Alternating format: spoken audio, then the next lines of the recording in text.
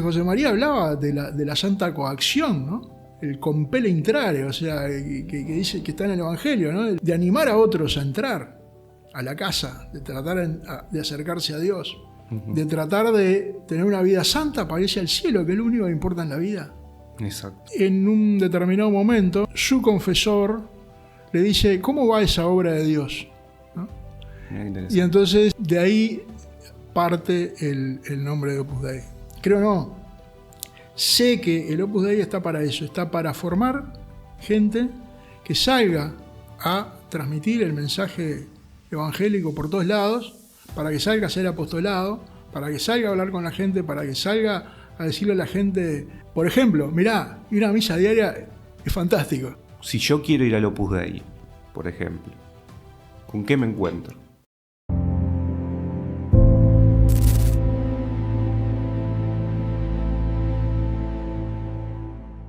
Bienvenidos al siguiente episodio de Última Pregunta. Hoy vamos a hablar sobre el santo José María Escrivá.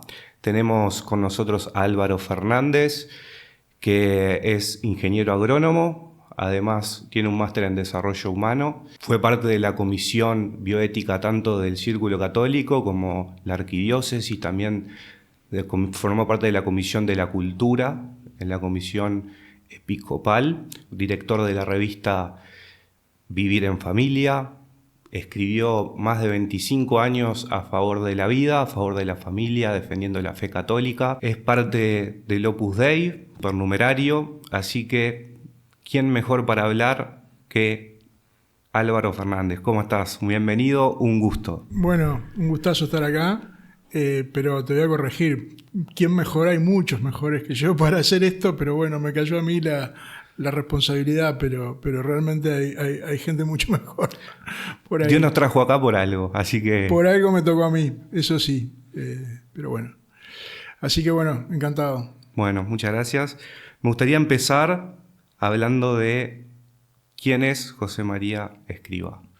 Bueno, San José María fue un sacerdote que nació en 1902.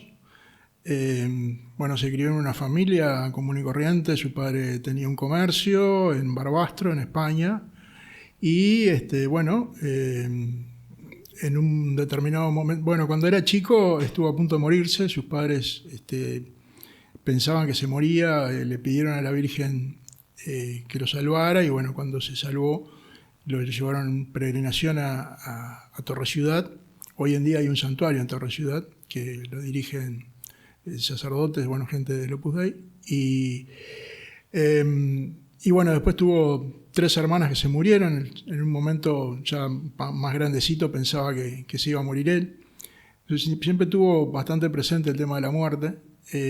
Cuando tenía 12 o 13 años, el negocio de su padre quebró, se tuvieron que trasladar a Logroño, pasaron a vivir en una situación de cierta estrechez económica.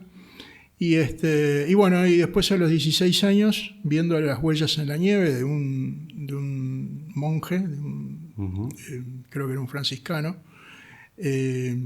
bueno, ahí fue que empezó a darle vueltas a su posible vocación sacerdotal, ¿no? Porque pensó, bueno, si un tipo hace esto, ¿no? El sacrificio de ir descalzo por la nieve, bueno, ¿qué puedo hacer yo? Y bueno, ya empezó a considerar su vocación sacerdotal, y bueno, después, en un determinado momento habló con su padre, entró en el seminario, y bueno, después se ordenó sacerdote a los 25 años.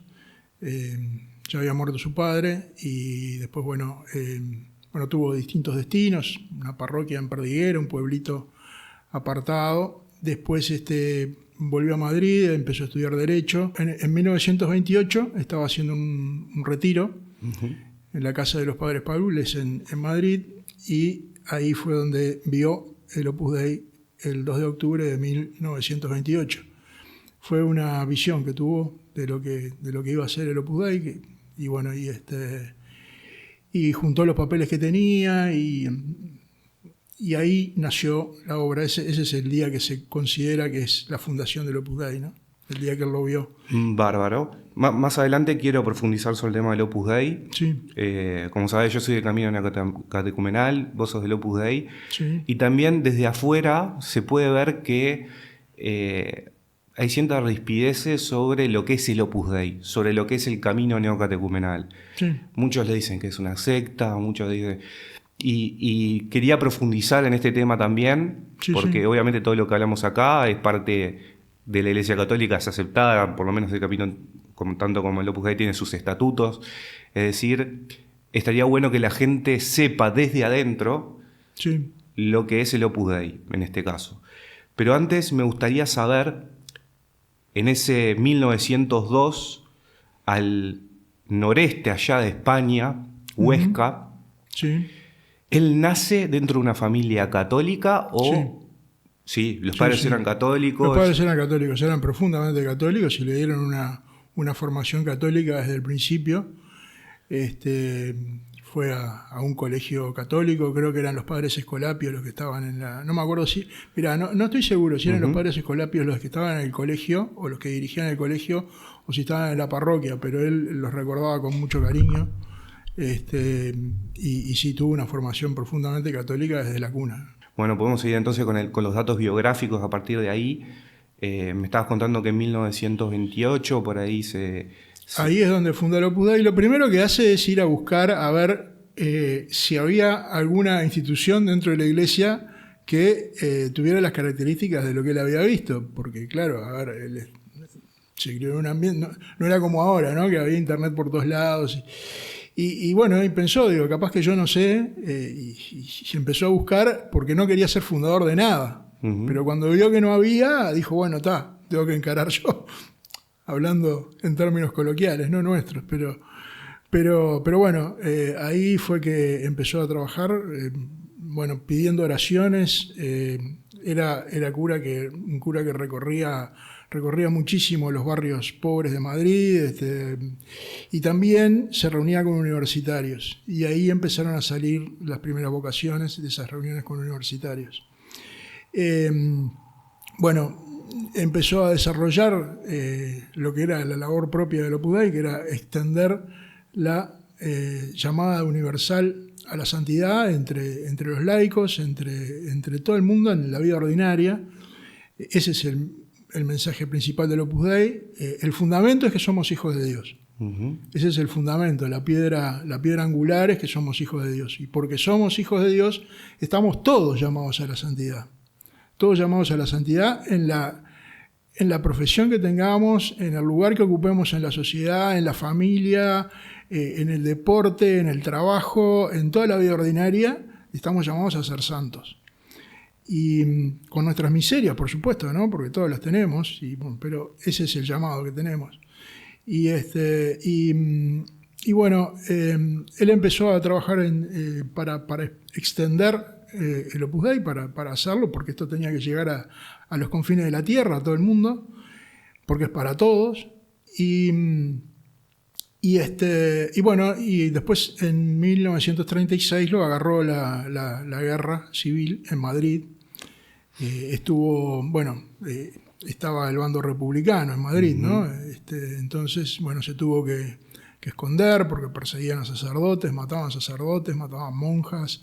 Bueno, de ahí están las dos mártires uruguayas, ¿no? Consuelo y Dolores.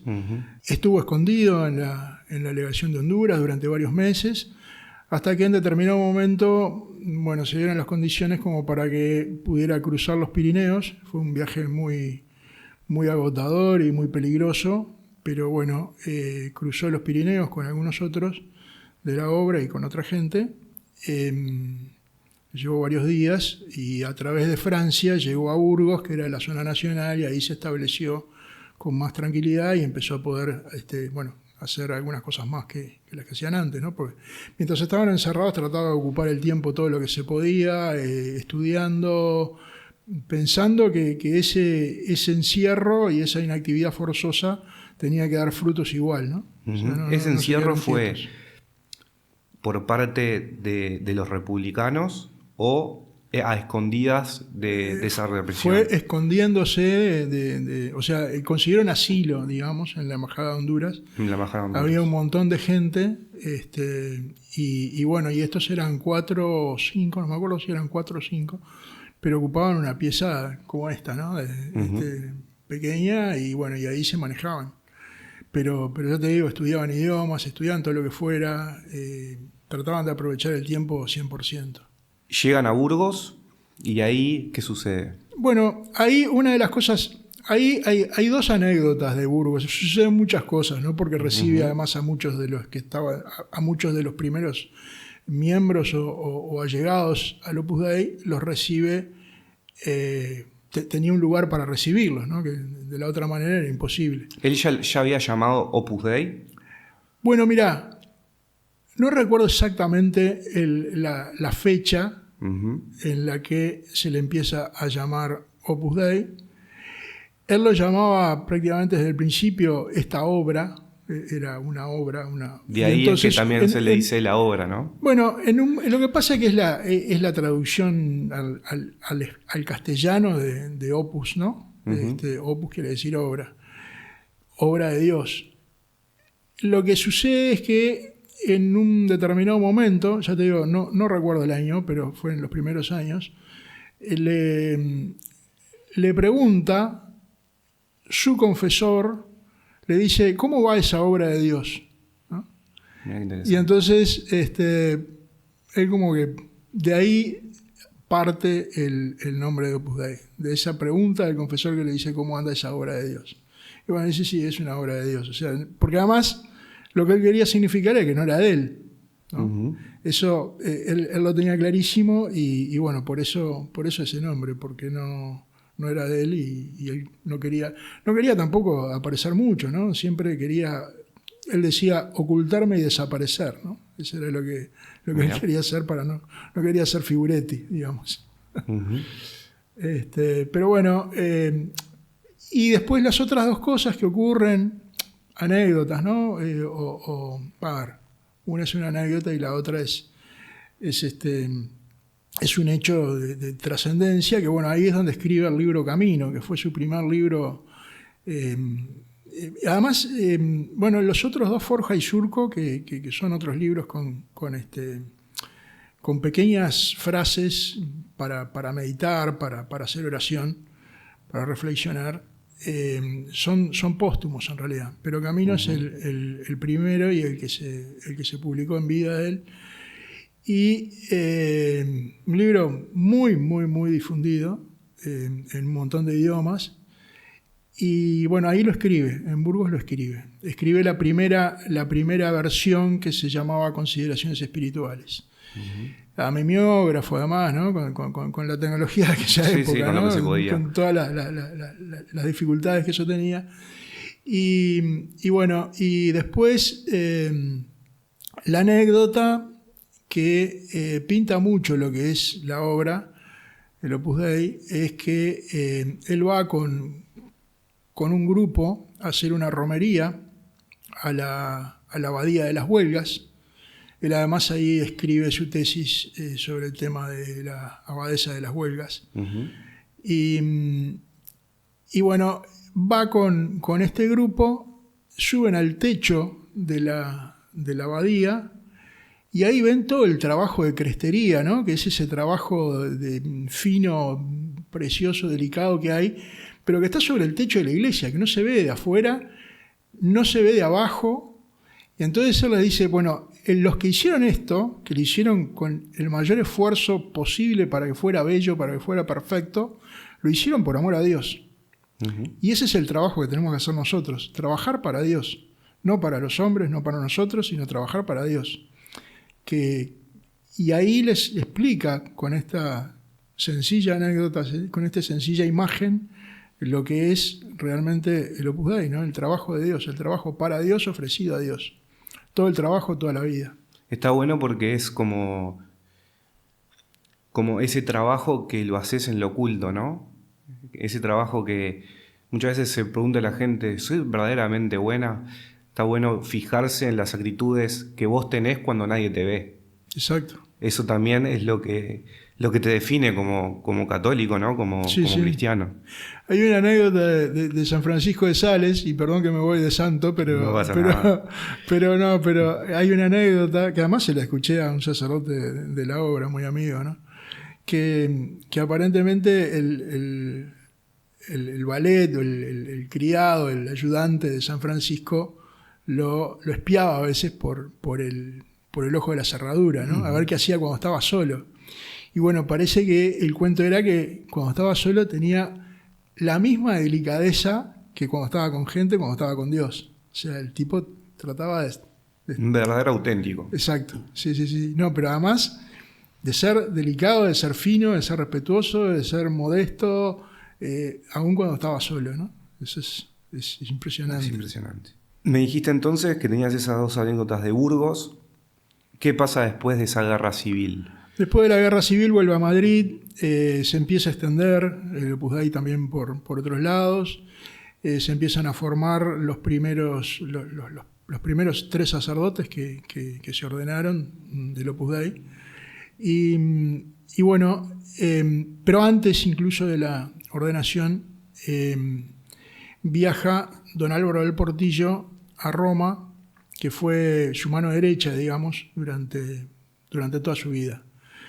Y don Álvaro viaja a Roma para obtener una aprobación, porque tenían una aprobación diocesana, una aprobación para trabajar en España, pero necesitaban una aprobación que les permitiera salir del país y bueno, ir a otros lados y llevar el mensaje a todo el mundo. Entonces van a buscar una aprobación por parte de Roma, del Opus Dei, y bueno, va don Álvaro del Portillo. Y claro, era un espíritu tan distinto a lo que había en la iglesia, porque no somos religiosos, el Opus Dei no está compuesto por religiosos, que era complicado hacerlo comprender, era complicado que se entendiera cómo era el espíritu, de qué se trataba. Bueno, había gente que se trataba de hereje, ¿viste? Bueno, entonces lo que hace, hubo un alto dignatario de la iglesia que le dijo a don Álvaro del Portillo: ustedes llegaron con 100 años de anticipación. Se ve que lo entendió, pero dijo, todo está complicado de entender para la generalidad de la gente, ¿no? Exacto. Porque, ¿qué pasa? Porque, a ver, cuando arranca el cristianismo, y vienen las persecuciones son sobre gente común y corriente que vivía su cristianismo a full en su vida corriente.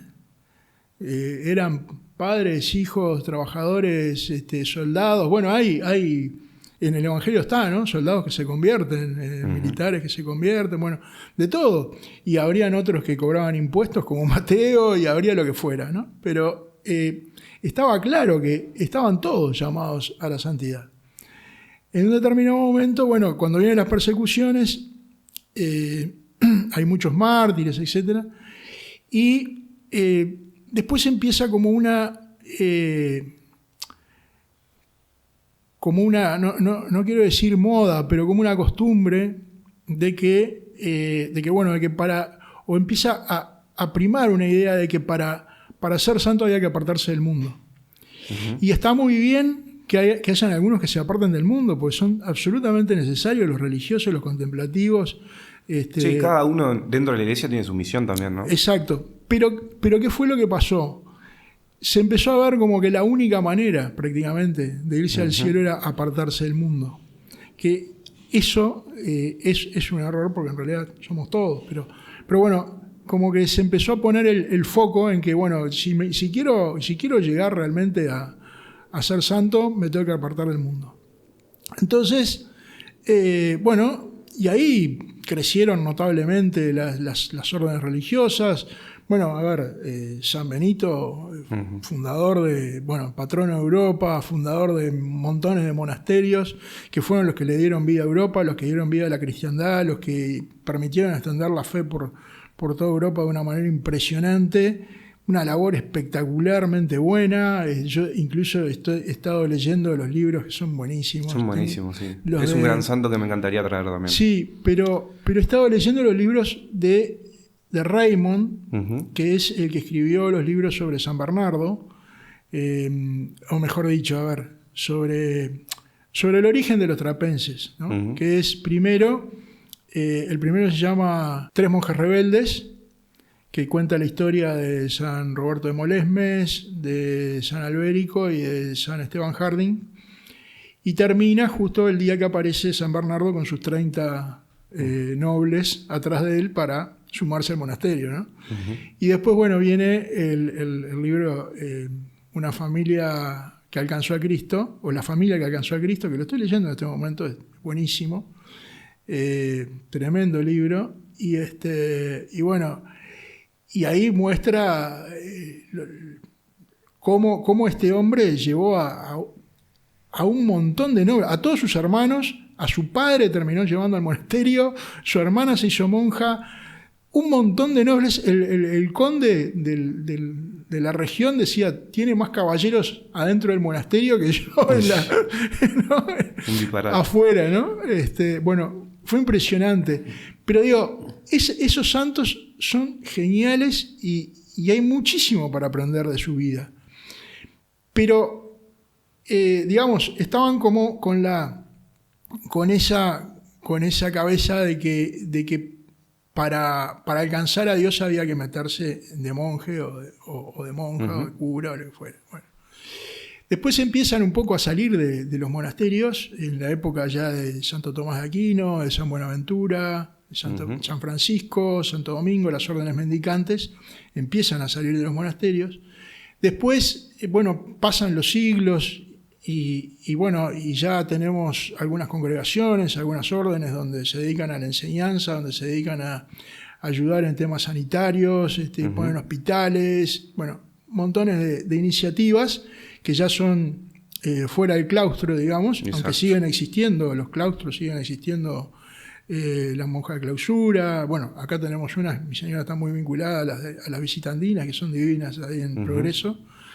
Sí, las conozco, son muy buenas. Son buenísimas. Y bueno, yo también tengo presente las hermanas Carmelitas descalzas, que son parte también de este podcast. Todos los podcasts están presentes porque nos regalan rosarios para... Mirá qué bueno. Y es una vida bastante... Ya tuvimos un episodio con ellas. Es una vida que vos lo ves desde afuera y decís, ¿cómo pueden vivir? Sí. Pero entras aunque estén las rejas, y es una paz, y ellas mismas te dicen, es una paz que no viene de nosotras, sino que es un regalo de Dios. Además hay que ver las caras, ¿no? Los ojos que brillan, es una cosa impresionante. Es impresionante. La felicidad que tienen es impresionante. Pero bueno, entonces, el Opus Dei rompía con todo eso. Porque no somos religiosos, porque no hacemos votos, porque San José María decía, la razón sobrenatural es porque me da la gana. Voy a ofrecerle todo a Dios y voy a hacer todo lo que pueda por Dios porque me da la gana.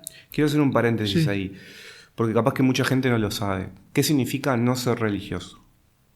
No ser religioso en el sentido de no tener votos, no hacer votos. No hacer votos de pobreza, de obediencia, de castidad, o el cuarto voto que hacen algunos de obediencia al Papa. Bueno, no se hacen votos.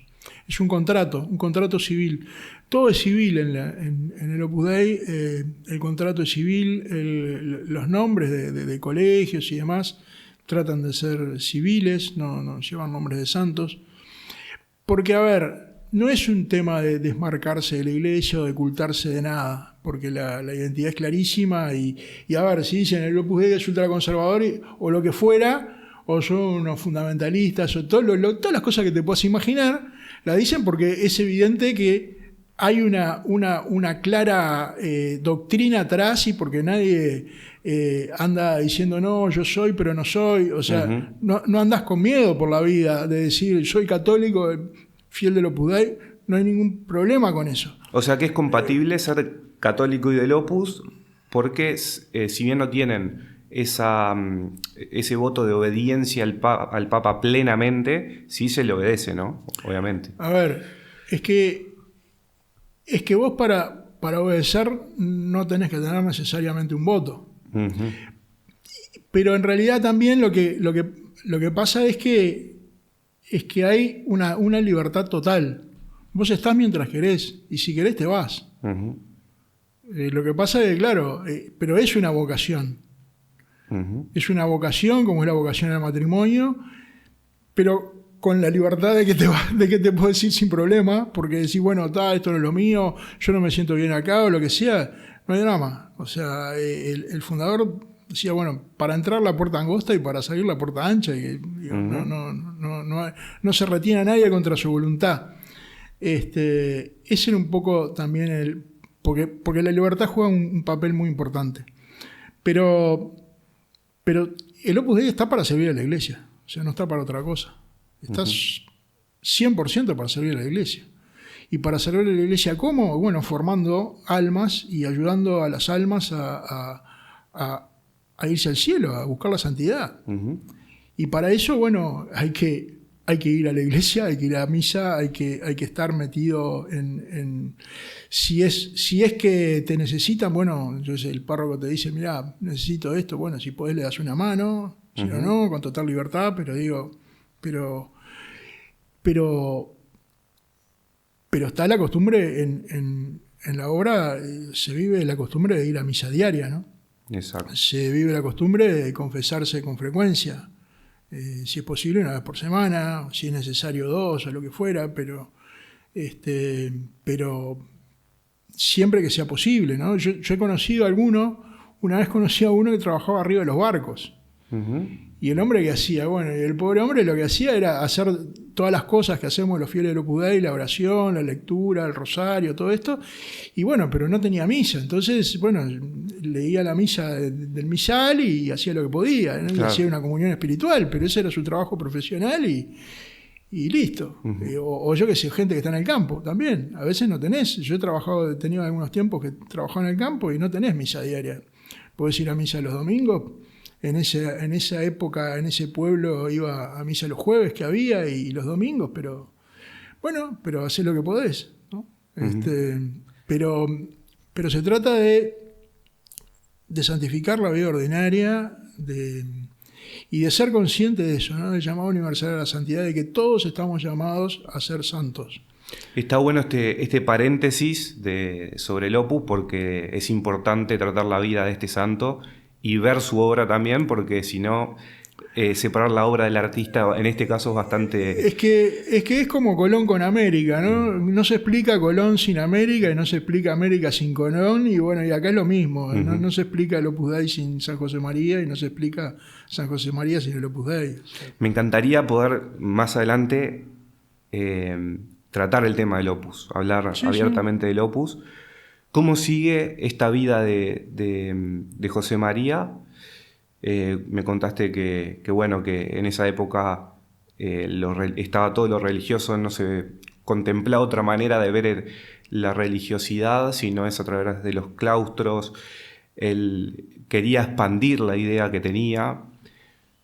¿Cómo le fue en esa búsqueda? Bueno, como te decía, don Álvaro lo llama a Roma, uh-huh, porque él se sentía incapaz de poder dar a entender el espíritu del Opus Dei, que lo conocía a la perfección, como prácticamente nadie, aparte de San José María, pero no era el que lo había visto, no era el que había recibido el llamado a hacer eso, la vocación. Entonces lo llama a San José María, bueno, va a San José María en 1949, se establece en Roma a partir de ahí, y bueno, y ahí empieza a hablar y a tratar de explicar cómo era la cosa, y bueno, y recibe una aprobación como instituto secular, uh-huh, que durante los primeros años, como instituto secular, durante las primeras décadas incluso del Opus Dei formal, digamos, había que hacer votos, porque no existía otra manera. Uh-huh. Entonces San José María dice, bueno, vamos a conceder sin ceder con ánimo de recuperar, ¿no? Concedemos esto, no cedemos en lo que queremos, pero bueno, ya lo recuperaremos. Y entonces empieza todo un camino jurídico que es interesantísimo para el que sepa de derecho canónico, uh-huh, pero que yo soy incapaz de explicarlo al detalle, tengo alguna noción mínima, pero empieza un camino jurídico que es muy arduo y que culmina en 1982 con la erección de la prelatura personal del Opus Dei, que eso es hoy jurídicamente, aunque está en revisión los estatutos por parte de Roma, etc. Bueno, pero hay un camino jurídico muy, muy largo donde se busca un traje jurídico adecuado para el Opus Dei. San José María ve la solución, una solución posible en lo que eran algo parecido a lo que eran los ordinariatos militares, porque no tenían jurisdicción sobre un territorio, sino que tenían jurisdicción sobre las personas. Y esto es algo muy similar. Y después, bueno, se van dando pasos hasta que se llega a la prelatura personal. Las prelaturas personales surgen precisamente en el Concilio Vaticano II, es una figura que antes no existía. En algún momento, yo no me acuerdo si fue Benedicto XVI, pero en algún momento se les ofreció conformar una prelatura personal. Simplemente a título informativo, en el sentido de que han habido algunas otras posibilidades de prelatura personal. Creo que hasta el día de hoy me parece que la única es la obra, pero no te lo podría decir con certeza porque esto cambia todos los días. Exacto, sí. Pero ha sido... fue la única por mucho tiempo. No sé si hay alguna más, pero por ahora es la figura que hay. ¿Cómo sigue esta vida de José María? Se va a Roma. Se va a Roma. No se queda en España. No se queda en España. Expandir el mensaje, digamos. Exacto. ¿Y qué sucede en Roma? Y bueno, en Roma, como te digo, hay una aceptación. Bueno, llega a tener también algunas entrevistas con Juan XXIII, con Pablo VI. Después viene el concilio, y durante los años del concilio ahí tiene muchos encuentros con los padres conciliares, los invitaba a almorzar, a cenar, y bueno, conversó muchísimo con muchos de ellos. A él y a algunos de sus hijos los tenían como referentes para consultas en algunas cuestiones, algunos formalmente. Incluso él terminó algún doctorado después, ya que estuvo en Roma.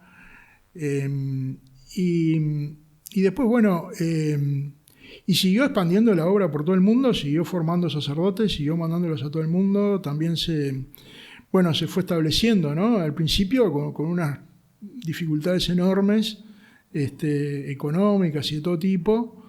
Y al principio vivían en un apartamentito, ¿no? La noche que llegó a Roma, San José María se quedó rezando toda la noche en el balcón porque veía la cúpula de San Pedro desde el balcón donde estaba. Entonces, se quedó toda la noche rezando.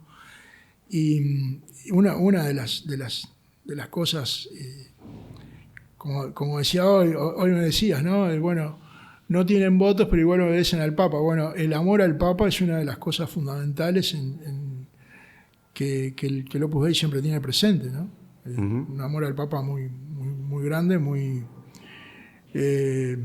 firme. San José María, antes de morir, murió en el año 75, el 26 de junio de 1975, escribió 3 cartas a sus hijos privadas, que es conocido que existen, y han habido versiones apócrifas por ahí que han dado vueltas, pero que se les llamó las 3 campanadas. Y ahí San José María manifiesta su gran preocupación por la crisis de la Iglesia de ese momento, posterior al concilio, y no solo le pide, sino que le exige, le ruega a sus hijos que se mantengan absolutamente fieles a la doctrina de siempre, absolutamente fieles al magisterio de siempre, y que defiendan a muerte lo de siempre, la Iglesia de siempre, la moral de siempre, que no cambia. La doctrina no cambia porque viene de Jesucristo, entonces no puede cambiar. Podrá cambiar alguna costumbre. Pero la base nunca. Pero la base nunca.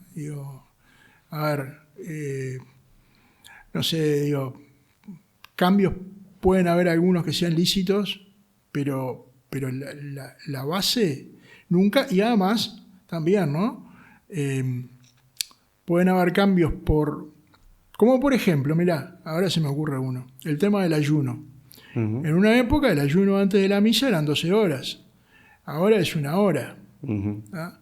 Primero que ahora nadie se puede quejar porque no te cuesta nada. Si te quejas por 1 hora, bueno, no cuesta absolutamente nada. Pero las 12 horas podía ser un poco complicado también para alguna gente, sobre todo para que iba a misa diaria, ¿viste?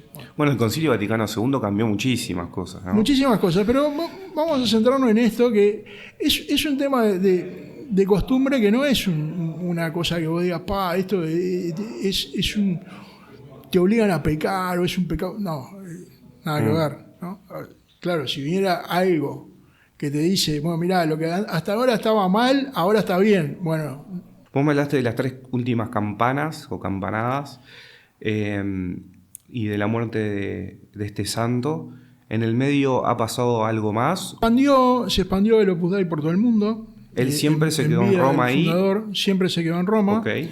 Lo que pasó, sí, fue que en los años 70, precisamente por toda esa crisis que se empezó a ver en la iglesia, tremenda, fue cuando Pablo VI dijo que el humo de Satanás había entrado por una rendija en el seno de la iglesia. Bueno, él salió a dar catequesis por distintos países, ¿no? Entonces iba a donde fuera, ¿no? Vino a América, estuvo en Argentina, estuvo en Chile, estuvo en Venezuela, estuvo en Brasil y después en algunos otros países de América, pero venía, se reunía, por ejemplo, no sé, se iba a un teatro, se juntaba una enorme cantidad de gente y tenía una tertulia de familia, entonces bueno, la gente le preguntaba cosas, él trataba de contestar y bueno, y hablando claro y a veces de cuestiones que eran actuales, ¿no? Del momento actual, de la situación que se estaba viviendo. Y bueno, y él contestaba siempre con un enorme sentido sobrenatural. Y hay videos que están en internet de algunas de esas tertulias. Acá y en España también hay varios videos y ahora están colgados en internet. Hay algo que siempre pregunto sobre la vida de los santos que me parece que no es trascendental y no es el eje, pero sí que son anécdotas y tal vez a la gente le puede llegar y le puede gustar, que es el tema de experiencias más allá de lo terrenal. ¿Este santo tuvo algo parecido? A ver, lo que tuvo fue la visión inicial y después tuvo algunas veces algunas locuciones o algunas... para decirlo en términos que se entienda, pero no es el término técnico real, una especie de epifanía, ¿no? Pero tuvo, en el sentido de que tuvo algunas locuciones, o sintió que el Señor le pedía cosas. Una de las cosas de las anécdotas más conocidas de San José María es un día que iba en un ómnibus y de repente se dio cuenta de que somos hijos de Dios y de lo, digamos, se dio cuenta del significado profundo de ser hijos de Dios. Entonces iba en un tranvía, en un ómnibus, pero creo que era un tranvía, y como que se puso a decir Abba Pater, ¿no? Papito, ¿no? Estaba como que estuviera solo, ¿no? Y claro, la gente lo miraba, ¿no? ¿Y este qué le pasa? Sí. Pero bueno, eso fue una experiencia profunda. Pero después también era muy reservado con esas cosas, ¿no? En un determinado momento quemó todos sus primeros papeles porque no quería... agarró la misma que Santo Tomás de Aquino, ¿no? No quería que la gente... Sí, bueno, pero gracias a Dios por lo menos Santo Tomás sobrevivió mucho. Sí. Pero sus primeros papeles porque no quería que lo llamaran, que pensaran que era santo, lo que fuera, ¿no? A ver, en realidad, cuando San Juan Pablo II lo canoniza, dice que era el santo de lo ordinario. Y eso era lo que él buscaba, descubrir a Dios en la vida ordinaria y transmitir el mensaje de que se puede descubrir a Dios en la vida ordinaria. Por tanto, él que alguna cuestión extraordinaria recibió, trataba de ocultarla, de mantenerla lo más privada posible. Claro, esas cosas, como vos decís, como llaman la atención, siempre se cuelan en los cuentos, ¿no? Exacto. Pero trataba de ser muy discreto y de mantener esas cosas en silencio, calladas, porque, como te decía hoy, no quería ser figuretti, ¿no? Hoy el figuretti es algo que todos entendemos, pero es una manera de decirlo, pero no quería estar en el candelero, no quería... Simplemente, estas reuniones, porque entendía que era necesario, transmitirle a sus hijos la fe y transmitirle la doctrina, porque había uno de barajustes doctrinales muy grandes, y entonces quería reafirmarlo, ¿no? Entonces ahí, de alguna manera, el Opus Dei que había sido tratado de hereje por quienes no lo entendían, ahora pasa a ser ultraconservador. Son cosas curiosas de la historia, pero bueno. Después, también tuvo lo que le llamó la contradicción de los buenos, un momento en el que le hicieron la guerra, porque habían padres que no entendían, padres de hijos que adherían a la obra, que se hacían fieles de la obra, que no entendían. Hubo también algunos religiosos que de alguna manera lo cuestionaron fuerte. Algunos, en un momento se intentó destruir la obra, separarla, pero todas esas cosas se solucionaron, en general recurriendo al cielo, recurriendo a la Virgen, ofreciendo a la Virgen, consagrando la obra a la Virgen, pero se fueron superando. Dificultades tuvo miles, como suele sucederle a los santos, ¿no? No tuvo una vida para nada Cuanto más fácil. cerca de Dios, más difícil, siempre, ¿no? Exacto. Mucha gente se piensa que cuanto más cerca de Dios es todo más fácil. Sin embargo, es más difícil, pero el resultado es mejor. Tiene entonces... Es que el resultado es de Dios. Los hombres somos meros... Como decía... él citaba mucho también a Santa Teresa, ¿no? Decía, Dios escribe... Santa Teresa decía, Dios escribe derecho con renglones torcidos, ¿no? Y él decía... Dios escribe con la pata de la mesa, ¿no? Y somos pinceles en manos del artista, no somos otra cosa. Es Dios el que escribe en nuestras vidas si le abrimos las puertas y dejamos que obre. Bueno, y vamos en esta segunda etapa final con el tema del Opus Dei. Sí.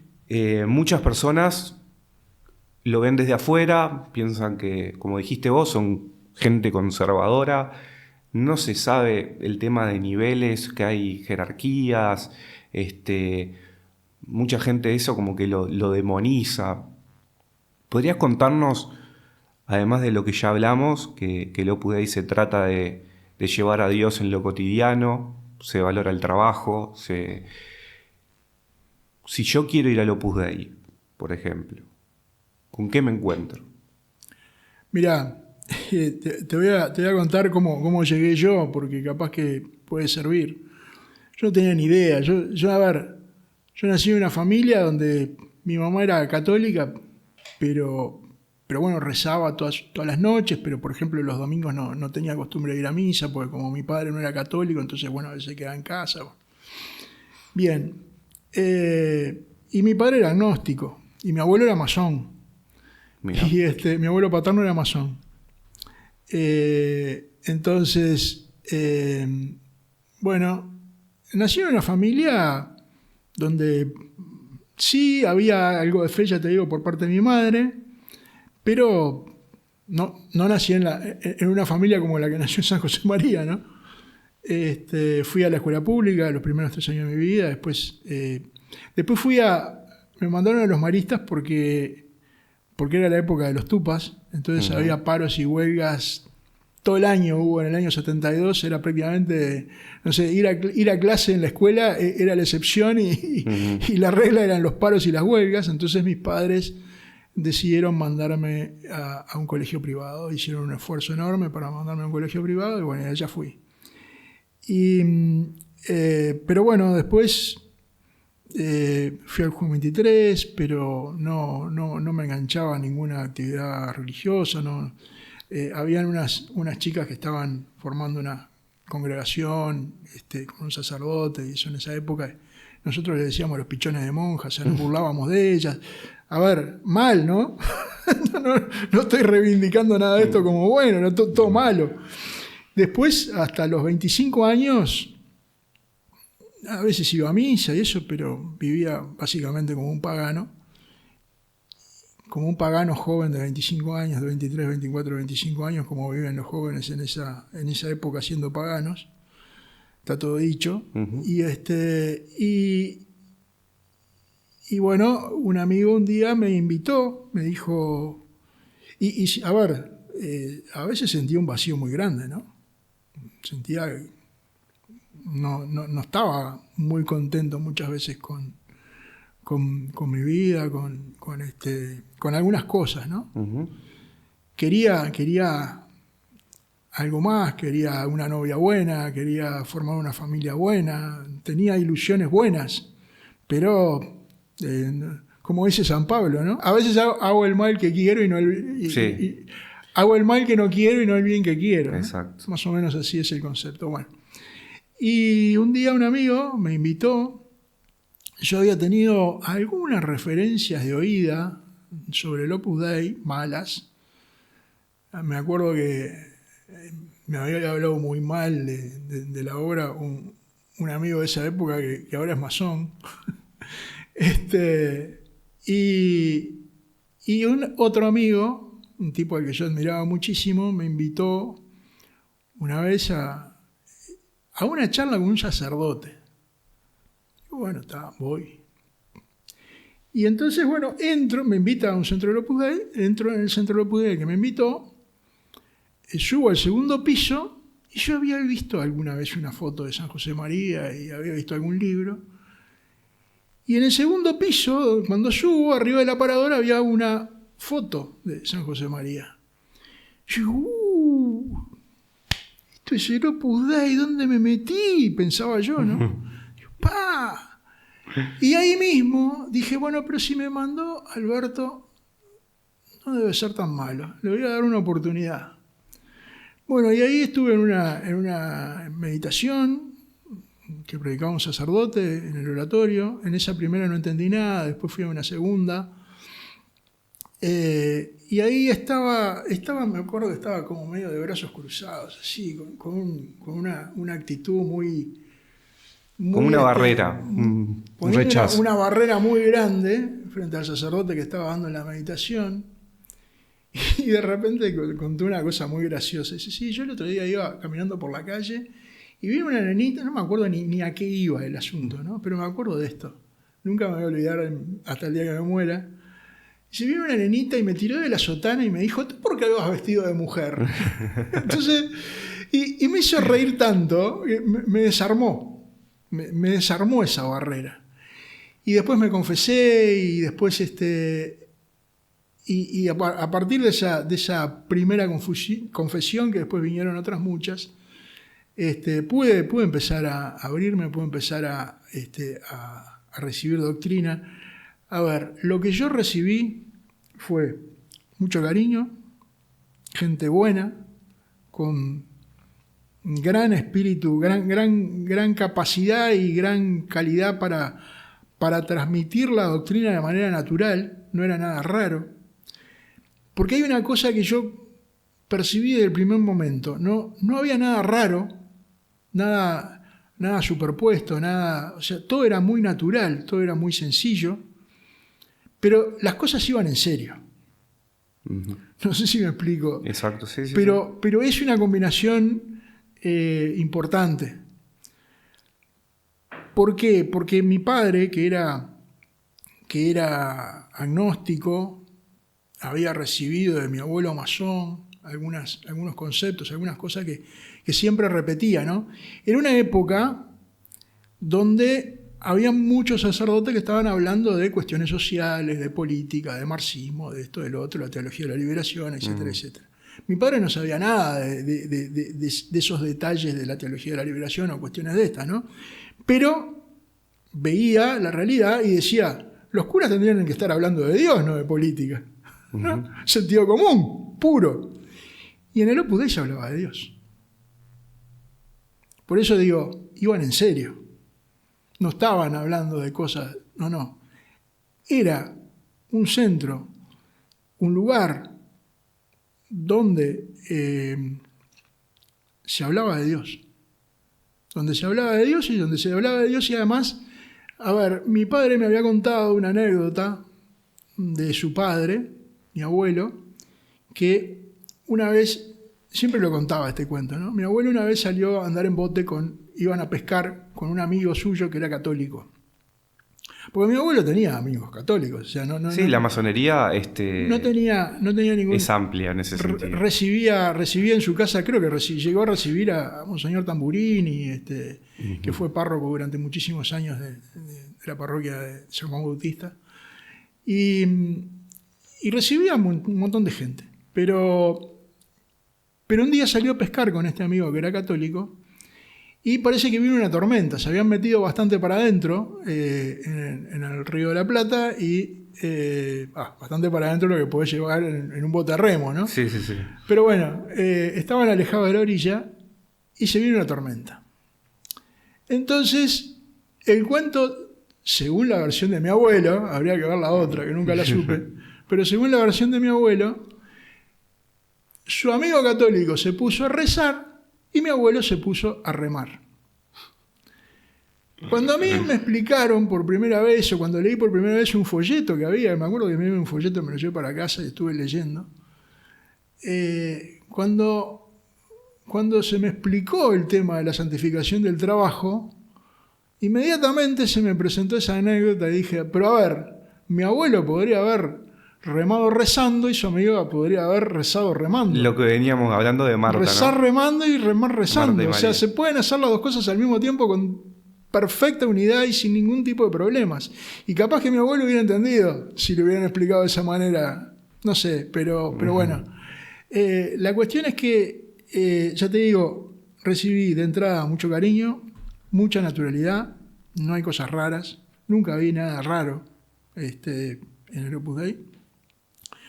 Hay prácticas de piedad normales, comunes y corrientes para cualquier católico, pero está eso, ¿no? La seriedad, que se ve también hasta en el ambiente, ¿no? Porque está todo muy cuidado siempre, se procura que las casas estén bien, porque la gente, porque no es una cuestión de vivir,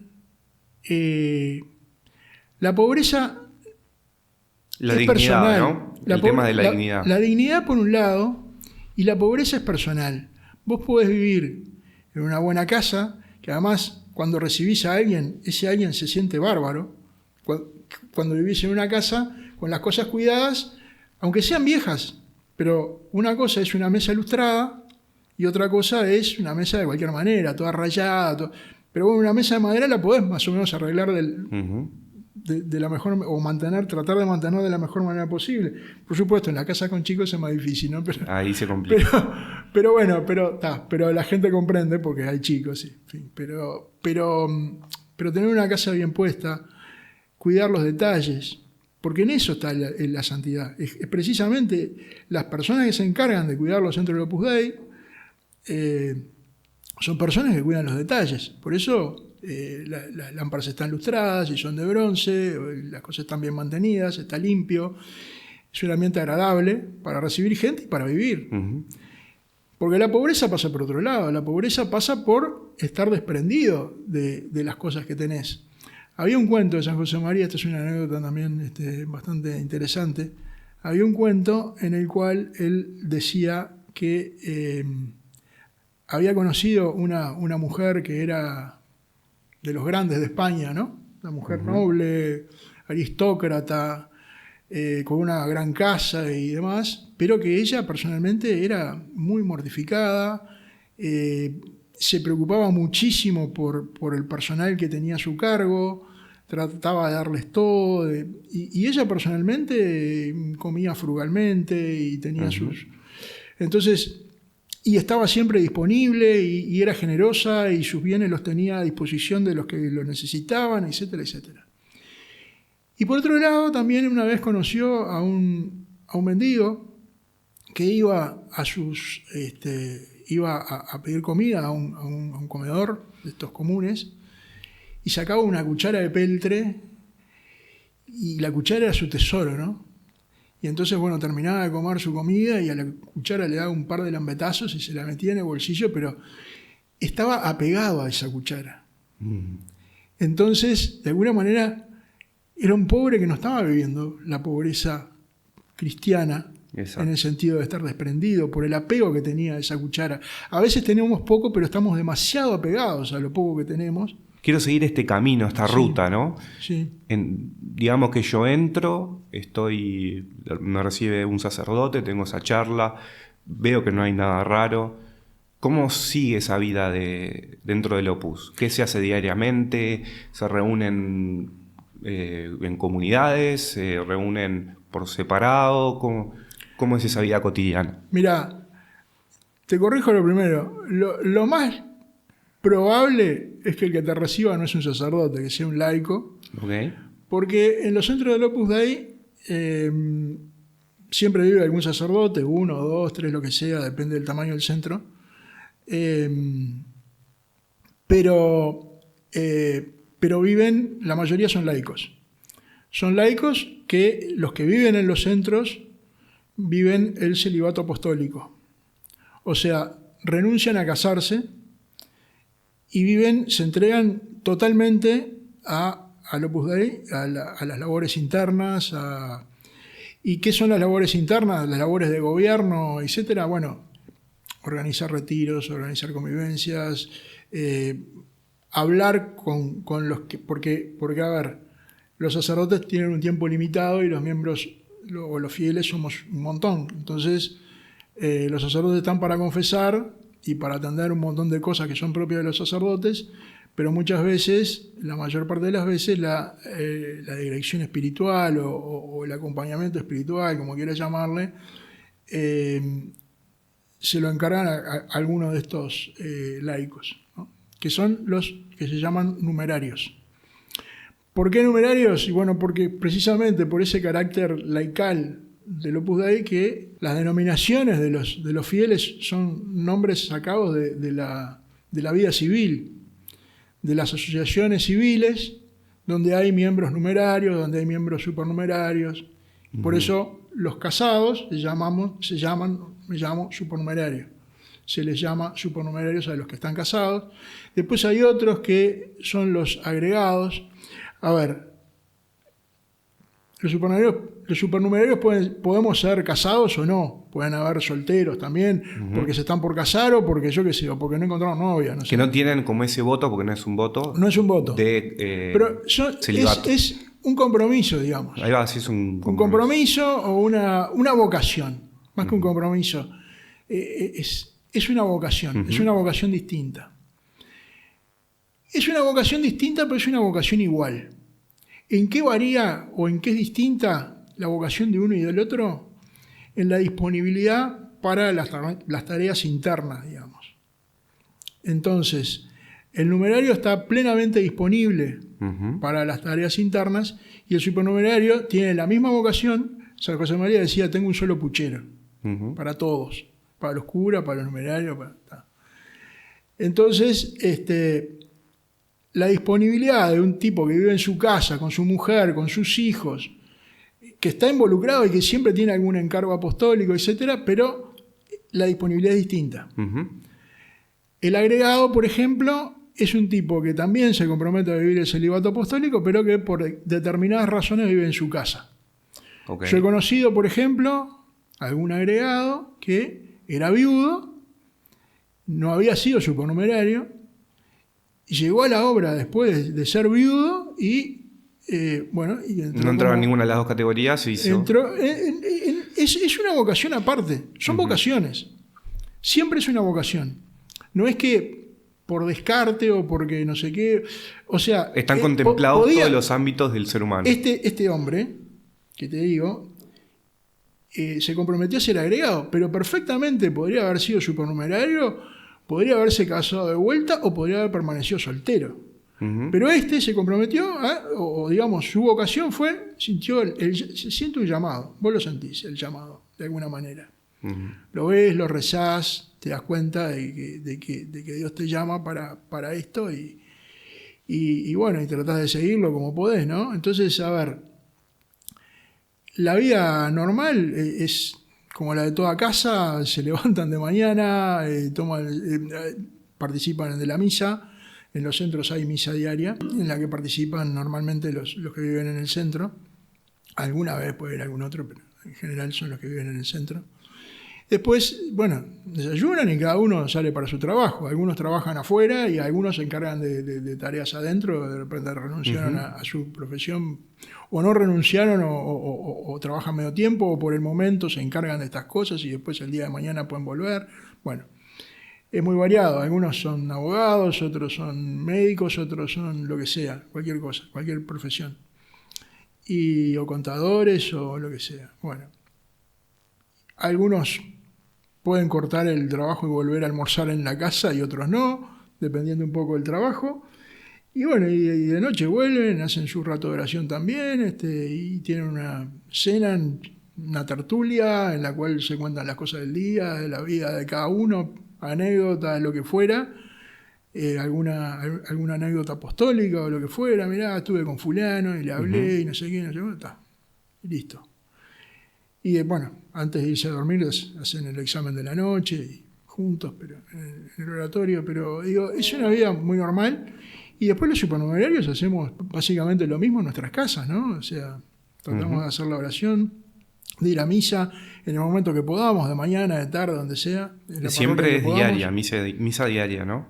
Y sí, tratamos de ir a misa diaria, porque, mira, el tema de la misa diaria, yo lo vi una vez en un libro que leí hace muchos años. No me acuerdo si era de Ronald Knox o de alguno de estos, bueno, no me acuerdo si era El Torrente Oculto, no sé, o algo que leí en esa época. Pero me acuerdo que decía, ponía un argumento que es absolutamente irrefutable, ¿no? El tipo decía, a ver, si a vos te regalan $1.000.000 en una esquina todos los días, ¿vos vas a la esquina a recibir el $1.000.000? Y la respuesta es sí, por supuesto. Bueno, a ver, Dios mismo se te entrega todos los días en la misa para estar contigo. Dios. ¿Y no vas a ir? O sea, es como muy fuerte, ¿no? A mí por lo menos siempre me pareció muy fuerte, porque digo, a ver, está bárbaro, la iglesia lo que te pide y lo que te exige es ir los domingos. Fenómeno. Porque hay gente que por trabajo, por lo que sea, de repente no puede. Como te digo, a mí se me dificultaba cuando estaba en campaña, trabajando en campaña. Estaba en un pueblo donde no había misa diaria, donde en el pueblo de al lado había misa los jueves, y bueno, yo trataba de ir los jueves porque había otra más, pero venía acá los fines de semana y bueno, iba a misa. Pero hay veces que no se puede, pero pudiendo, y bueno, ¿por qué no aprovecharlo, no? Es muy buena la aclaración, porque es verdad. ¿Quién no querría $1.000.000 todos los días, no? Y más el amor de Dios todos los días. Exacto. Es algo que deberíamos practicar bastante, pero bueno, vivimos también en un mundo que también se dificulta tener esa planificación de tengo que ir a misa todos los domingos, a la vez tengo esto, tengo lo otro. No le damos prioridad también mismo también yo soy siempre a misa dominical, no falto nunca, pero solo a misa dominical. Alguna vez que otra puedo ir sí a misa cuando tal vez quiera confesarme y bueno, ahí poder entre semana ir un poco a misa, pero está buena esta versión de decir, se nos entrega a Dios todos los días, ¿por qué no? Y a veces es cuestión de costumbre también, ¿no? Porque, a ver, es cuestión de costumbre y es cuestión, y ojo, digo, no estoy juzgando a nadie, ¿no? Pero es cuestión también de ver cuáles son tus prioridades. Si tú partís, por supuesto que el trabajo es una prioridad muy importante para todos, ¿no? Porque hay que vivir, en fin. Pero si tú decís, bueno, a ver, quiero ir a misa. No tengo que ir a misa porque el tengo ya es una... Pero quiero, porque voy porque quiero, no porque tengo. Voy porque quiero. Quiero ir a misa. Bueno, quiero ir a misa, entonces la pongo acá. Y bueno, y el resto del día lo organizo de acuerdo a la misa. Entonces la misa podrá ser tarde, podrá ser temprano, podrá ser de mañana, de noche, lo que sea, o en el medio. Pero si parto de ahí y después me organizo el resto, es una forma distinta de, bueno, te voy a hacer todo lo otro y a ver dónde puedo hacer la misa y no tengo tiempo. Digo, es una manera de pensarlo para practicarlo, pero sí, yo creo que es muy bueno poder la misa diaria creo que es muy buena porque porque estás con Dios todos los días. Uh-huh. Todos los días puedes estar con Él, puedes pedirle cosas, siempre puedes pedirle cosas, por supuesto, ¿no? Pero otra cosa es tenerlo. Porque si hay algo con lo que quizá hoy a veces estamos luchando, mira, en Estados Unidos hicieron una encuesta sobre la cantidad de gente, de católicos, que creían en la presencia real de Jesucristo en la Eucaristía. Y los números dieron que creo que no llegaban al 60%. Y no me acuerdo bien si no estaré siendo muy generoso. Porque creo que incluso en algunos lugares era menos. Entonces, a ver, todo parte de la convicción de que en la Eucaristía está Cristo realmente presente en su cuerpo, en su sangre, en su alma y en su divinidad. Si tenemos eso claro, la cosa cambia. Sí, cambiaría drásticamente. Estuvimos a Josué hablando de Carlo Acutis, ¿no? El tema de la importancia de la Eucaristía, que él lo veía. Hay mucha gente que también se emociona al entrar en un santísimo, que lo ven de una manera muy espiritual y sin sentimentalismo y ni nada de eso, pero ven a Dios y ven en la transubstanciación, ven a Dios. Es así. Yo me considero súper católico. Eso de tengo o quiero, estoy en un intermedio, porque sé que tengo, pero también quiero. Pero yo sé que también Dios va haciendo una historia con cada una, ¿no? Y sé que a algunas personas que nos están viendo les cuesta capaz un poquito más poder visualizar a Dios en el pan. Yo entiendo que a mucha gente le puede costar porque son más racionales, entienden desde otro punto de vista las cosas y les parece medio raro ese choque, ¿no? Pero están los milagros eucarísticos. Hay infinidad de cosas que nos muestran que Dios está ahí. Mira, yo tuve la oportunidad de vivir 7 meses en Canadá en el año 92. Capaz que ni eras nacido. No. Bueno, y me acuerdo, fui a una beca por el plan agropecuario y demás. Y un día teníamos unos días de cursos en la Universidad de Edmonton con los compañeros de la beca, fuimos 20 de acá, y fuimos con un amigo a buscar una misa el día que llegamos ahí a la universidad, era un sábado, al día siguiente era domingo, y con un amigo católico nos pusimos a recorrer ahí en la vuelta del campus de la universidad, a ver si encontrábamos alguna capilla, alguna parroquia, para ir a misa. Y encontramos una capilla de una comunidad polaca. Uh-huh. Entonces dijimos, está, fenómeno. Venimos acá mañana, ningún problema, tenemos la misa asegurada, fenómeno, está. Fuimos a la misa de la comunidad polaca al día siguiente y empieza la misa en polaco. No teníamos ni idea de polaco. Y en aquella época no tenía celular para ver la traducción. Apenas de inglés, sí, inglés más o menos manejábamos, pero en polaco dije, ¡pa! Y empieza a desarrollarse la misa. Y eso sí que fue una epifanía para mí, porque ahí me di cuenta de que es lo mismo siempre, en todo lugar, en todo idioma, es lo mismo. Uh-huh. Y que Cristo está realmente presente en polaco, en español, en latín, en lo que sea, en húngaro, en lo que sea. Uh-huh. fue una experiencia realmente removedora que me enseñó mucho, ¿no? O sea, estaba Cristo ahí, era lo mismo, estaba pasando exactamente lo mismo. El mismo Cristo estaba bajando con la consagración en polaco, que no entendía, pero entendía. No entendía nada, pero entendía todo. Ese es el mensaje, ¿no? ¿Quisieras agregar algo más sobre el Opus? Y mirá, a veces yo pienso, ¿no? El Opus Dei es tan simple que hay gente que no lo entiende. Es una especie de contradicción, ¿no? El Opus Dei viene a traer ese mensaje, sí, de santidad en el medio del mundo, de santidad en la vida ordinaria, de llamado universal a la santidad, de que todos podemos ser santos. Pero ¿qué es lo que hace o cómo lo hace? Dando doctrina. Dando doctrina, sobre todo dando doctrina espiritual, tratando de acercar las almas a Dios, dando los elementos para que las almas puedan acercarse a Dios y además para que sea una fe también fundada en razones, ¿no? Para poder dar razones de nuestra fe, también forman doctrinalmente. Hay formación espiritual y formación doctrinal. Porque, a ver, uno no puede avanzar en lo espiritual si no tiene un fundamento en lo doctrinal. Sí, el conocimiento, ¿no? Creo que era San Agustín, que decía, creo porque entiendo y entiendo porque creo, ¿no? Algo así, ese concepto, no sé si es textual, pero lo que hace el Opus Dei es que a sus fieles trata de formarlos para que salgan al mundo con toda esa formación doctrinal y espiritual que tienen, y se la transmitan a otros, para que otros muchos puedan llegar a encontrar a Dios en su vida.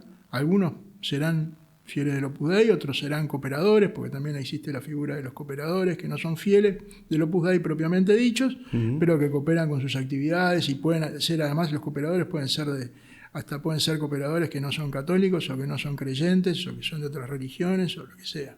Pero porque en realidad en lo que cooperan es en hacer cosas buenas para la gente, ¿no? Buenas en el sentido más amplio, ¿no? Entonces, yo creo que, sé que el Opus Dei está para eso, está para formar gente que salga a transmitir el mensaje evangélico por todos lados, para que salga a ser apostolado, para que salga a hablar con la gente, para que salga a decirle a la gente, por ejemplo, mirá, ir a misa diaria es fantástico, ¿no? O lo que sea, ¿no?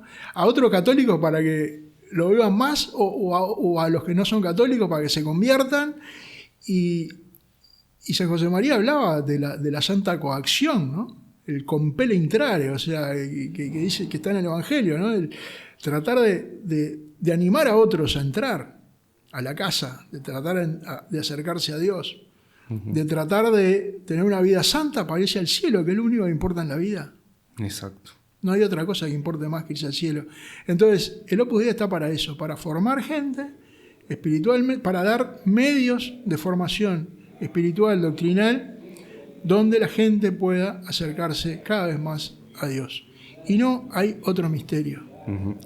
Porque, ¿qué pasa? Porque después está, pero que hay los ricos. A ver, lo que ocurre es que si vos...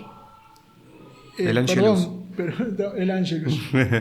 Es otra de las cosas que practicamos en la obra, es rezar el Angelus a mediodía, son las 12. Pero a lo que iba, si hay gente que trabaja bien, a la mayor cantidad, a un porcentaje bastante alto de esa gente le irá bien económicamente. Entonces, tendrán medios para mantener a sus familias, para estar abiertos a la vida, ¿no? Que es una cosa que a veces se ve, ¿no? Y dice, mirá, tiene 10 hijos, soy del Opus. Bueno, puede ser o no, porque... Bueno, en el camino neocatecumenal también lo es. Yo te diría que no es del Opus, es católico. Exacto. O sea, no es obligatorio tener 10 hijos para hacer del Opus Dei. Yo no tenemos ninguno con mi señora, mejor dicho, tenemos uno solo en el cielo porque a los 7 meses de embarazo falleció, un infarto de placenta, se murió y después no vinieron más. Y no me echaron tampoco del Opus Dei por no tener hijos. O sea, es perfectamente normal. Algunos pueden tenerlos, otros pueden no tenerlos, otros pueden tener muchos y otros pueden tener pocos. Es un tema de estar abierto a la vida. Uh-huh. Siempre. Nada más que eso. Siempre estuvimos abiertos a la vida, nunca vino. Bueno, fenómeno, Dios lo dispuso, querrá otra cosa para nosotros. Pero sí es cierto que si vos estás abierto a la vida, bueno, pueden venir muchos hijos. Y tenés que trabajar para mantenerlos, y si te va bien, bueno, vas a tener que mantener un montón de hijos, y bueno, fenómeno. Pero quiero decir, a veces lo que no se ve es que hay gente a la que le va bien. ¿Y por qué es que le va bien? ¿Y por qué es que tiene plata? ¿Y por qué trabajan bien? Entonces, muchas veces va de la mano. A veces no coinciden una cosa con la otra, ¿no? Porque no todo el mundo que hace las cosas lo mejor posible le va bien. Pero muchas veces pasa. Y muchas veces pasa que a alguno le va como puede y igual está abierto a la vida y mantiene a los hijos que puede. Porque la paternidad responsable es hacerse responsable de los hijos que uno tiene, ¿no? Exacto. No ahorrar hijos. Son cosas distintas, ¿no? No es ser responsable, no vamos a ahorrar hijos, entonces ahí somos responsables. No, hacerte responsable de los que vengan y bueno. Exacto. Pero yo creo que no sé si falta agregar algo más, pero me parece que la cosa va por ahí. Bien. Me gusta siempre también tener presente porque muchas veces los santos dejan frases. Él escribió varios libros. ¿Tiene alguna frase que nos pueda ayudar hoy en día, que digamos, estoy pasando por cierto momento, esta frase que me chocó en su momento? Frases tiene un montón, porque Camino es un libro con 999 frases, uh-huh. 999 párrafos. Hay algunos que son frases y hay algunos que son párrafos. A mí, en tiempos de crisis, porque también hemos tenido tiempos de crisis de la Iglesia en los últimos años, digamos, y a mí hay una frase, esto es personal, ¿no? Digo, otros pueden tener otras frases, pero hay una frase de Camino, del libro Camino, el número 40, que a mí siempre me ha ayudado mucho, que dice, fe, alegría, optimismo, pero no la sandez de cerrar los ojos a la realidad. La sandez, ¿no? La estupidez, ¿no? Uh-huh. En términos castellanos que él usaba. A ver, fe, alegría, optimismo. Tenemos que estar siempre alegres porque la batalla la ganó Cristo. La guerra está ganada. Uh-huh. A nosotros nos toca pelear las batallitas de cada día, pero la guerra está ganada, por eso fe, alegría, optimismo, vamos para adelante, siempre con la mejor onda. Ahora, hay una realidad que es terrible, ¿no? Uh-huh. No cerremos los ojos.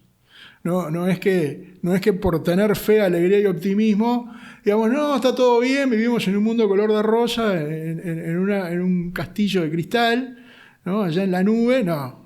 Uh-huh. Vivimos en el mundo. Y nos topamos todos los días con gente buena, con gente mala, con gente peor, y con eso tenemos ahí es donde tenemos que llevar a Cristo, uh-huh. En nuestras acciones, con nuestra palabra, también tratando de alentar amigos, que yo qué sé, digo, a ver, en todo el panorama de lo ordinario, ahí tenemos que estar haciendo lo que podemos con los elementos que hay. Bueno, Santa Teresa también decía, Dios está en el puchero. Exactamente. Es decir, Dios está en lo cotidiano, en el pelar papas, en todo eso está Dios, ¿no? Exactamente, es eso. ¿Cuál sería el leitmotiv de la vida de este santo? La santificación del trabajo ordinario y la santificación de la vida ordinaria, ¿no? El trabajo porque el hombre pasa buena parte de su vida trabajando, porque antes de la caída de Adán, en el Génesis dice que el hombre fue puesto en el jardín para que lo cultivara, para trabajarlo. Ut operaretur, dice en latín, la versión de Génesis en latín. El hombre fue hecho para trabajar, pero claro, fue hecho para trabajar y con la caída, después de la caída, lo que viene es el sufrimiento, es el agotamiento, es el esfuerzo que lleva al trabajo, son las dificultades, eso por la caída.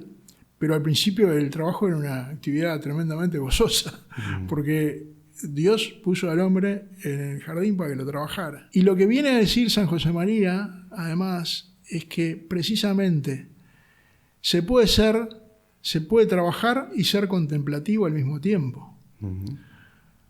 Él lo explicaba de esta manera, que es muy sencilla, y es decir, recordando aquel episodio donde Jesús va a visitar a María, a Marta, a Lázaro, ¿no? Y Marta está desvelada por los platos y porque le ayudan en la cocina y no sé cuánto.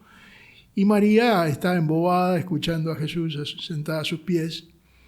Y entonces lo que dice San José María es, hacerlo de Marta con el espíritu de María. Exacto. De eso se trata básicamente el Opus Dei en muy pocas palabras, ¿no? De hacer lo que hay que hacer, de estar en lo que hay que estar, de estar trabajando, de estar con la familia, de estar jugando con los hijos, de estar, ayudando a un chico en los deberes o lo que fuera, en el deporte, en una fiesta, en donde sea, pero con el espíritu de María siempre, contemplativos en medio del mundo. En la medida que se pueda, ¿no? Porque es difícil entre los ruidos, es más fácil en un monasterio, pero también en un monasterio se pueden distraer las monjas pensando en lo que fuera, ¿no? Pero tratar de tener siempre presencia de Dios, tratar de considerar que somos hijos de Dios y que por eso mismo, estamos llamados a estar contemplando siempre, a estar agradeciendo siempre. Para los fieles del Opus Dei, la misa es el centro y la raíz de su vida, ¿no? Nuestra vida está centrada en la misa. Porque además la misa es, de alguna manera, lo que funda y lo que explica la cristiandad, ¿no? En la cristiandad todo es para la misa. Todo, absolutamente todo es para la misa. Y la confesión, por supuesto, ¿no? Porque si vas a comulgar todos los días, tienes que tratar de tener confesión frecuente, porque todos caemos, todos tenemos nuestros errores, tenemos que confesarnos, a veces más frecuentemente. Si tenés el plan de una confesión semanal y de repente te mandaste una macana, te confesás de vuelta. Sin escrúpulos, ¿no? Sin escrúpulos de cosas, detalle. Sí, el escrúpulo también es un pecado. El escrúpulo sí, por lo menos es un problema, ¿no? Por lo menos es un problema, pero tratar de... Porque además, la confesión tiene dos beneficios inmensos, ¿no? Uno, el principal y más evidente, es que te borra los pecados y podés acceder a comulgar, que es algo fantástico, a recibir el cuerpo del Señor. Y después la otra es que te aumenta la gracia. Cada comunión te aumenta la gracia. Aunque no estés en pecado mortal, poner que estés en pecado bañal, lo que fuera, pero aparte de borrarte el pecado que sea, te aumenta la gracia. Entonces, yo le agregaría una tercera también, que el humillarte te da humildad también. Te va generando esa semillita de la humildad, ¿no? Exactamente. Y eso, además, claro, exactamente, eso es tal cual. Y eso te permite además otra cosa, que para mí es fundamental, y sobre todo en el mundo de hoy, que como no solamente te humillaste, sino que si vos sos perfectamente consciente de que Dios te perdona con mucha frecuencia, vos vas a estar mucho más dispuesto y mejor dispuesto a perdonar a los demás con mucha frecuencia. Porque si Dios te perdona, vos decís, ¿cómo no lo voy a perdonar si Dios me acaba de perdonar a mí? Muchas cosas más graves, ¿no? Más fuertes o más duras. Que, una cosa es que alguien me ofenda a mí, y otra cosa es que yo ofenda a Dios. La distancia es infinita, por eso es la redención.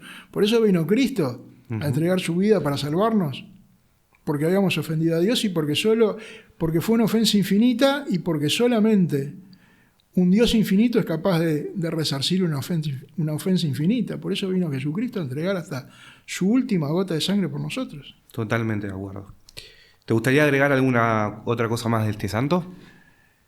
Mirá, hay alguna frase que tengo por acá, que claro, son más largas que la que te dije, ¿no? Entonces no me las acuerdo de memoria, pero tengo algunas frases por acá que son... Hay cosas que ha dicho que son fantásticas, ¿no? Algunas sobre la misa. Bueno, una cosa que... Esto no la dijo él, está en el libro este que te decía de la familia que alcanzó a Cristo, escrita por un monje trapense, ¿no? Uh-huh. Pero es una cosa que a mí me pareció buenísimo porque no pude bien a dar una respuesta a esto que a veces está muy metido por inercia en los hombres de hoy. Y es esto que la frase está en boca del padre de San Bernardo en esta novela, y dice: nosotros los hombres tenemos una idea tan exaltada de la santidad y de los santos que hasta vacilamos en aspirar a ella. O sea, nos parece tan lejano que decir, ¿cómo voy a ser yo un santo? ¿No? Bueno, pero a eso estamos llamados. Y si Dios nos llamó, Dios nos dará la gracia necesaria para llegar. Eso es una consideración que tenía por acá, pero mirá, citas. Hay una cita que está en una carta del año 59 que dice lo siguiente: no comprendo a esas personas que se llaman católicas y que abren los brazos al marxismo, tantas veces condenado por la Iglesia como incompatible con su doctrina, que dan la mano a los enemigos de Dios y a los católicos que no piensan como ellos los tratan como enemigos. El católico que maltrata a otros católicos y trata con aparente caridad a los que no lo son, yerra gravemente, yerra contra la justicia, encubriendo su error con una falsa caridad, porque la caridad, si no es ordenada, deja de ser caridad. Eso lo dice en una carta del año 59 y a mí me parece que es una de las cosas tan lindas que tiene. Y después sobre la misa tiene varias. Bueno, está bueno leer el libro Camino, Forja y Surco, que también son buenísimos, que son pensamientos, ¿no? Para ir meditando, para ir rumiando. Pero hay una sobre la misa que dice: me viste celebrar la Santa Misa sobre un altar desnudo, mesa y ara, sin retablo, el crucifijo grande, los candelabros recios, con hachones de cera que se escalonan, más altos junto a la cruz, frontal del color del día, casulla amplia, severo de líneas, ancha la copa y rico el cáliz, ausente la luz eléctrica que no echamos en falta, y te costó trabajo salir del oratorio. Se estaba bien allí. ¿Ves cómo lleva a Dios, cómo acerca a Dios el rigor de la liturgia? Bueno, hoy en día que hay tantos experimentos por ahí raros y que además el Papa ha hablado recientemente sobre la necesidad de cuidar la liturgia, de ser fiel a las rúbricas, de no inventar, ¿no? De ser fiel a lo que quiere la Iglesia. El cardenal Sara también ha hablado de ese tema, que fue prefecto del Dicasterio para el Culto Divino, también ha hablado sobre eso. Y hay un mensaje final que es parte de una homilía muy famosa que dio San José María en la Universidad de Navarra a fines de los años 60, una homilía multitudinaria que dio había miles de personas ese día, y dijo algunas cosas. Ahí dejó básicamente, esa homilía es su testamento espiritual, ¿no? Pero un par de cosas que de alguna manera reafirman lo que veníamos diciendo. Dice así: debéis comprender ahora que Dios os llama a servirle en y desde las tareas civiles, materiales, seculares de la vida humana, en un laboratorio, en el quirófano de un hospital, en el cuartel, en la cátedra universitaria, en la fábrica, en el taller, en el campo, en el hogar de familia y en todo el inmenso panorama del trabajo. Dios nos espera cada día. Sabedlo bien, hay algo santo, divino, escondido en las situaciones más comunes que toca a cada uno de vosotros descubrir. No hay otro camino, hijos míos, o sabemos encontrar en nuestra vida ordinaria al Señor o no lo encontraremos nunca. Os aseguro, hijos míos, dice más adelante, que cuando un cristiano desempeña con amor lo más intrascendente de las acciones diarias, aquello rebosa de la trascendencia de Dios. Por eso os he repetido, con un repetido martilleo, que la vocación cristiana consiste en hacer endecasílabos de la prosa de cada día. En la línea del horizonte, hijos míos, parecen unirse el cielo y la tierra, pero no, donde de verdad se juntan es en vuestros corazones cuando vivís santamente la vida ordinaria. Y después, lo último, quizá, porque fue lo que pidió a sus hijos, es que se limiten el amor a la Virgen. Él decía, no me importa que me imitéis en nada, salvo en el amor a la Virgen. Uh-huh. Así que bueno, también es una característica de los miembros del Opus Dei, de los fieles del Opus Dei, que tenemos un gran cariño a la Virgen. La verdad que estoy de acuerdo con todo lo que dijo. Muchas cosas fueron, pero me ha resonado varias cosas, entre ellas el tema también que hemos comentado hace bastante poco, que es el tema de vivir en la cotidianidad, ¿no? Y hay una cosa peculiar que yo nunca lo nombré, que todo esto con la IA, con la inteligencia artificial, se hizo un prompt donde se cargaron cosas de escritura sobre demonología y ciertas cosas. Y una cosa y se hacía como una entrevista hacia un demonio. Esto me pareció muy curioso. Y el demonio respondía a través de la IA y de todo lo cargado, ¿no? Y se le preguntaba qué era lo que más a los católicos nos dañaba, ¿no? Y él contestaba diciendo, no ver a Dios en las cosas simples. El pensar que solo está en esa hora de misa, que también es importantísimo, ¿no? La misa dominical, encontrarse con el cuerpo de Cristo, con la consagración, con el santo, donde se une el cielo y la tierra también. Pero él decía esa cosa que es impresionante, no ver a Dios en lo cotidiano, rezar y no pensar en lo que estás diciendo. Eso es otra cosa también bastante fuerte, ¿no? El tomarte la oración como algo, como palabras sueltas y no conectar con Dios, ¿no? El no verlo en todo. Eso también se me hace muy, muy esclarecedor con esto que decías, ¿no? Mirá, don Álvaro del Portillo repetía mucho, yo no sé si se lo habría escuchado a San José María, pero repetía mucho que había que tener cuidado con el cumplimiento, porque resulta que a veces en el cumplimiento, en la intención o en la rutina de cumplir con determinadas prácticas de piedad, que nosotros tenemos las nuestras, a saber, en el Opus Dei vamos a misa diaria, tratamos de hacer un rato de oración diario o 2 ratos de oración, de repente media hora de tarde, media hora de mañana. Tratamos de leer el Evangelio todos los días y algunos minutos también algún libro espiritual. Bueno, un montón de prácticas de piedad, ¿no? O ir a un retiro, en fin. Y a veces esa rutina, uno cumple, pero decía, que no sea un cumplimiento, ¿no? Porque estamos cumpliendo, pero estamos mintiendo, porque en realidad no. Y pasa, sí, pasa, todo nos pasa. Rezando el rosario, bueno, ¿quién no se ha distraído, no? Pero a ver, también es cierto, esa es una cara de la moneda, pero también es cierto, y esto va de mi propio... Uh-huh. esto es responsabilidad absolutamente mía.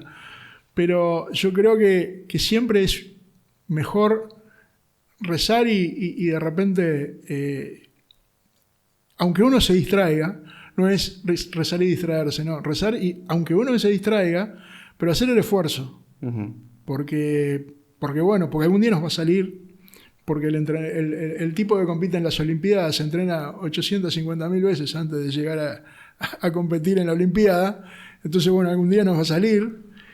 Y después, porque si no lo estuviéramos haciendo, estaríamos haciendo otra cosa que de repente sería o intentaría ser menos virtuosa, por lo menos algo bueno intentamos hacer aunque no nos salga.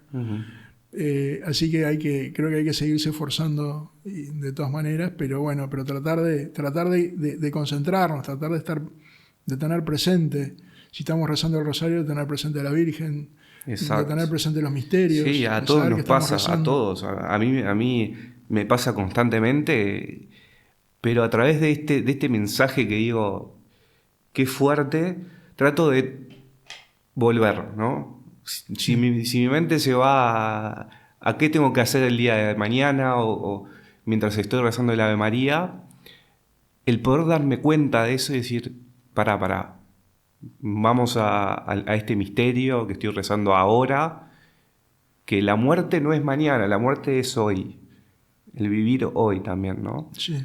Eso también es importante. Llegamos a la parte donde se hace presente el nombre del canal, última pregunta. Imaginemos que estamos solos, se detiene el tiempo y se aparece la figura de Jesucristo. Te mira a los ojos, te llama por tu nombre, te sonríe. En ese momento, ¿qué harías? No sé. Caería de rodillas, lloraría, le pediría perdón. No sé. Caería de rodillas y lloraría mucho. Muchísimas gracias, Álvaro, por esta entrevista, por prestar tu voz al mundo, por hablar de este santo, por hablar del Opus. Muchas gracias. Por favor, a ti.